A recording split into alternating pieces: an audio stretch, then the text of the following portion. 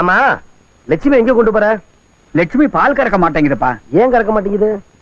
ஐயா, கண்ணு குட்டி போட்ட பசுதான் பால் கறக்கும். லட்சுமி தான் இன்னும் போடலையே. போட சொல்லு. அதுக்கு என்னென்ன பிடிக்குதோ வாங்கி கொடுப்போம். என்ன பிடிச்சாலும் போடாது, செனை பிடிக்கணும். சென்னையா? அது எந்த கடையில விக்குதுன்னு சொல்லு, மூட்டை மூட்டையா வாங்கி கொடுத்து போட்டுருவோம். இவனுக்கு எப்படி புரிய வைக்கிறதுனே தெரியலையே.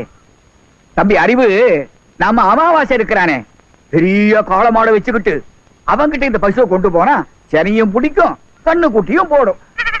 அப்போ அமாவாசை கிட்ட போனா கண்ணுக்குட்டி போடாதெல்லாம் கண்ணுக்குட்டி போடும். கரெக்டா? கரெக்ட். சரி வா. நீ வீட்டுக்கு போ, நான் போறேன். அப்பா, நீ விவரம் இல்லாத ஆளு.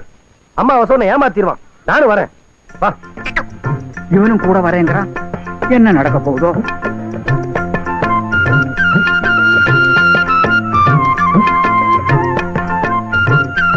வணக்கம் ஐயா. வணக்கம்.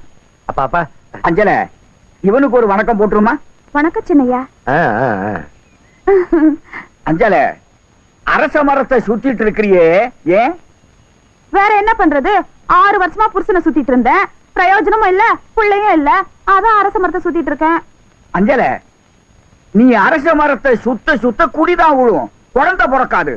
போய் பார்க்க வேண்டிய இடத்துல பாருமா. நில்லுமா. அப்பா, நீ என்னப்பா பார்க்க வேண்டிய இடத்துல பாருன்னு விவரம் இல்லாம சொன்னா அந்த பொண்ணுக்கு எப்படி புரியும்? நான் தெளிவா சொல்றேன். அஞ்சல, மரத்தை சுத்தினா குழந்தை பிறக்காது. நேரா அமாவாசை கிட்ட போ. சின்னையா என்ன சொல்றாரு? ஒண்ணுமில்ல, அமாவாசை அன்னைக்கு மரத்தை சுத்தாதேங்கிறாரு பாபா. அப்பா மாடு அது போட்டும், வேற வாங்கிக்கலாம்.